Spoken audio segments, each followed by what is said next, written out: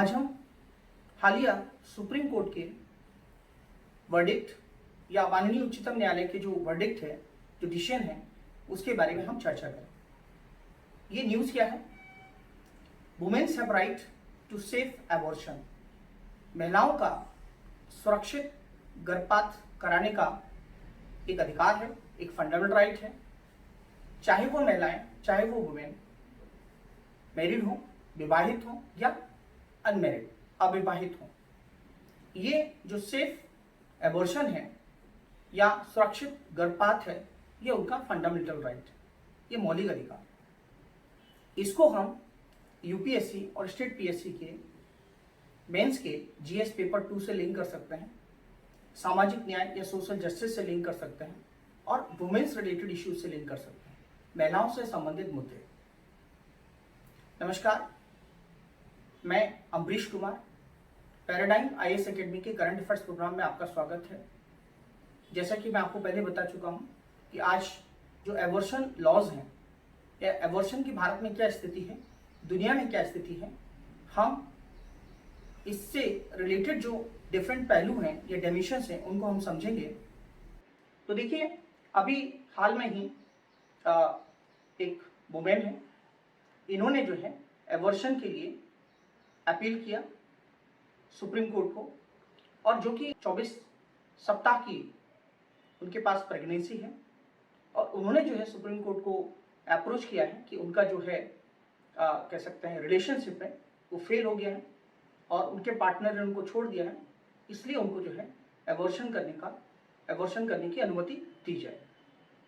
ये मामले को bench led by justice D.Y..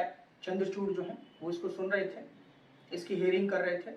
ऐसे में उनका मानना ये है कि चाहे महिलाएं मैरिड हों या अनमैरिड हों, राइट टू सेफ एबॉर्शन उनका फंडामेंटल राइट है, जो कि आर्टिकल 21 है।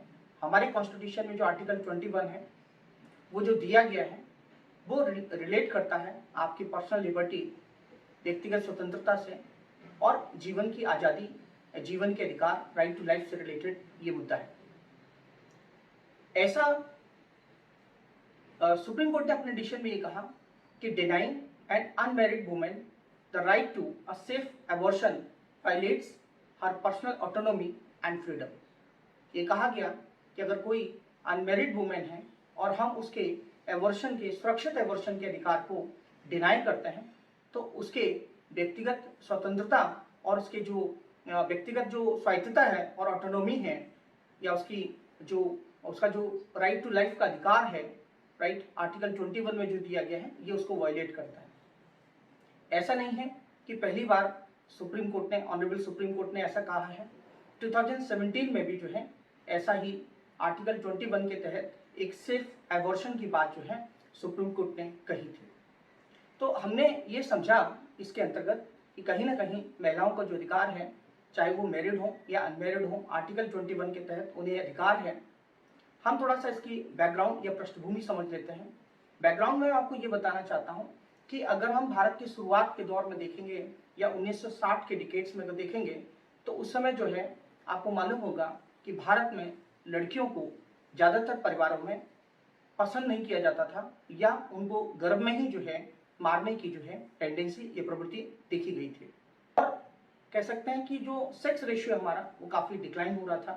तो इस समस्याओं को ध्यान में रखते हुए, या बहुत सारी महिलाओं की असुरक्षित एबॉर्शन के कारण जो है मौत हो रही थी या उनकी डेथ हो रही थी, ऐसे मामले सामने आ रहे थे। इसी कॉन्टेक्स्ट में भारत सरकार ने एक शांतिलाल शाह कमेटी जो है वो बनाई थी, इसी को ध्यान में रखते हुए। इसकी अगर हम आईपीसी को देखें, इंडियन पैनल कोड को देखें, तो इंडियन आर्टिकल 312 और 313 जो कि एबॉर्शन से रिलेटेड है, इंडियन पैनल कोड जो है वो एबॉर्शन को जो है वो इलीगल बताता है। इसमें सजा का प्रावधान है, पनिशमेंट है, पेनल्टी है, दोनों भी हो सकता है। तो ये आईपीसी में जो है ये पुरानी स्थिति है। समय के हिसाब से चीज़ें बदलती हैं, परिस्थितियां बदलती हैं, लोगों के विचार बदलते हैं। इसी कॉन्टेक्स्ट में, इसी संदर्भ में 1971 में मेडिकल जो है टर्मिनेशन ऑफ प्रेगनेंसी एक्ट लाया गया। मैं आपको फिर से रिपीट करता हूँ, 1971 में medical termination of pregnancy act 1971 में ये जो लाया गया था, ये एवर्शन से रिलेटेड चीज़ों को जो है रेगुलेट करने के लिए भारत में एक पहला ऐसा कानून था जो कि 1971 में लाया गया था। 2003 में इस मेडिकल टर्मिनेशन ऑफ प्रेगनेंसी जो एक्ट है, इसमें अमेंडमेंट किया गया, संशोधन किया गया, और अभी जो लेटेस्ट जो हमारा कानून है वो 2021 में लाया गया। ये 2021 में जो कानून लाया गया, ये medical termination of pregnancy amendment act 2021 है। मतलब वो एक्ट तो पहले से ही है, लेकिन उसमें कुछ समय के हिसाब से संशोधन किए गए। इस पहले वाले जो एक्ट में जो प्रोविजन था एवर्शन का, वो मैरिड वुमेन्स के लिए था, लेकिन इसमें जो एवर्शन की बात की गई है, ये मैरिड और अनमैरिड दोनों को ही लेके जो है इसमें प्रावधान किए गए। मैं आपको बताना चाहता हूं कि अभी का जो कानून ये कहता है कि 20 सप्ताह से लेके 20 वीक से लेके और 24 वीक्स तक अगर प्रेगनेंसी है, मतलब प्रेगनेंसी का जो दौर है इस समय के बीच में है, तो महिलाएं जो हैं वो कह सकते हैं कि एवर्शन करा सकती हैं। एवर्शन कराने का अधिकार है 24 सप्ताह तक। लेकिन अगर वो समय चला जाता है आगे, 24 वीक्स के आगे चला जाता है, तो कहीं ना कहीं एक मेडिकल बोर्ड की जो है वो परमिशन लेनी पड़ेगी, और वो परमिशन उनको जो है 3 दिन के अंतर्गत मिलेगी। देखिए, दुनिया में एवर्शन को लेके अगर मैं आपसे कहूं कि दुनिया में एवर्शन को लेके जो स्टेटस है आज, तो सबसे पहले हम यूएसए की चर्चा कर लेते हैं, अमेरिका के संविधान की चर्चा कर लेते हैं, या अमेरिका के कानून की बात करते हैं। मैं ये कहना चाहता हूं आपसे, तो अमेरिका का कानून क्या कहता है। अमेरिका के कानून में 1973 में एक डिसीजन आया था जिसमें रो वर्सेस वेड मामला जो था, उसमें जो है ये एवर्शन से रिलेटेड मामला था। लेकिन अभी हाल में यूएस के सुप्रीम कोर्ट ने जो है वहां एवर्शन को इलीगल डिक्लेयर किया है। तो ऐसी स्थिति में जो है अमेरिका में वहां के सुप्रीम कोर्ट ने ये डायरेक्शन दिए हैं कि जो डिफरेंट स्टेट्स हैं वो अपना अपना अलग अलग कानून बनाएं। तो मतलब एवर्शन को वहां जो है वो इलीगल डिक्लेयर किया गया है। और ये जो 1973 में जो डिसीजन आया था, रो वर्सेस वेड कह सकते हैं जो मामला था, उसमें उस निर्णय को जो है बदल दिया गया।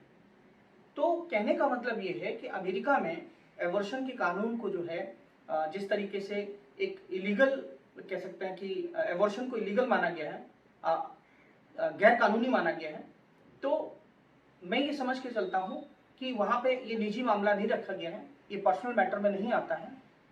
इसके द्वारा जो है इसके कानून के बदलने के बाद अगर आप देखेंगे तो अमेरिका में बहुत सारे जो है ये विरोध हुए। वहाँ पे कहा गया माई बॉडी माई चॉइस, मेरा शरीर मेरा अधिकार है।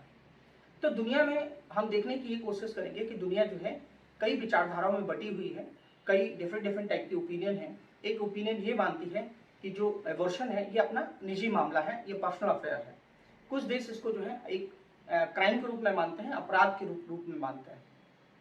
तो दुनिया जिस तरीके से बटी हुई है, तो हम आपसे ये कहना चाहते हैं कि आज जो भारत की स्थिति है उसमें महिलाओं को 24 हफ्ते तक जो है वो एवर्शन, सेफ एवर्शन करा सकती हैं। ये आपको मान के चलना है, समझना है। ये उनका आर्टिकल 21 में एक पर्सनल लिबर्टी है। और साथ ही साथ जो है अगर 24 वीक्स के बाद इतना लंबा समय हो जाता है, तो यहाँ पे जो है एक मेडिकल बोर्ड की परमिशन लेने के बाद जो है आप उसका एवर्शन कर सकते हैं। मैं आपसे ये कहना चाहूँगा कि भारत में कहीं ना कहीं जो है पैट्रियार्कल पितृ सत्तात्मक व्यवस्था है, या ऐसी कह सकते हैं सोच है। यहाँ पे पितृ सत्तात्मक या पैट्रियार्कल सोसाइटी है।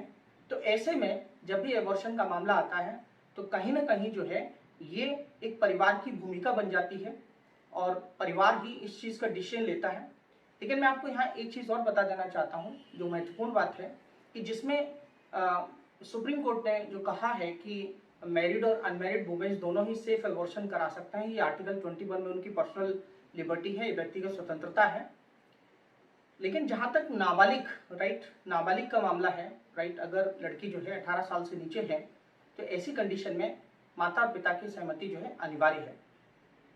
तो इस तरीके से आप यहाँ पे देखेंगे कि भारत में महिलाओं को ज़्यादा अधिकार नहीं दिए गए हैं।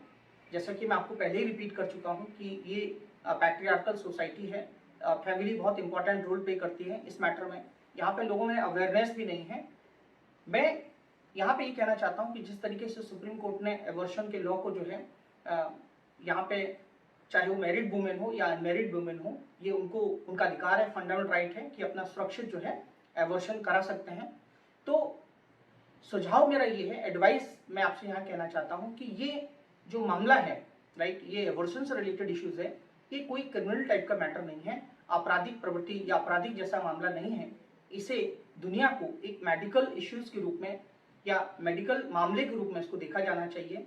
साथ में ये जहाँ पे जो सोसाइटी, जो दुनिया ऑर्थोडॉक्स है या रूढ़िवादी है, उसकी जगह जो है लोगों को एक रैशनल पॉइंट ऑफ व्यू से, लॉजिकल पॉइंट ऑफ व्यू से देखे जाने की जरूरत है और एक सकारात्मक दृष्टिकोण से इसको जो है देखे जाने की जरूरत है, ये पॉजिटिव पॉइंट ऑफ व्यू से देखे जाने की जरूरत है। सुप्रीम कोर्ट का ये जो आर्टिकल 21 के तहत जिस तरीके से इसको as a fundamental right recognise किया गया है, ये बहुत ही स्वागत योग्य कदम है। मैंने इसको टॉपिक को बहुत अच्छे से शॉर्ट में आपको समझाने की कोशिश की है। मुझे लगता है कि निश्चित रूप से आपको ये मुद्दा समझ में आया होगा। ये आपके मुख्य परीक्षा के लिए बहुत ही महत्वपूर्ण है। हम अगले किसी नए टॉपिक के साथ आपके साथ फिर हाजिर होंगे। तब तक के लिए आप अपना ध्यान रखिए, पढ़ते रहिए। धन्यवाद।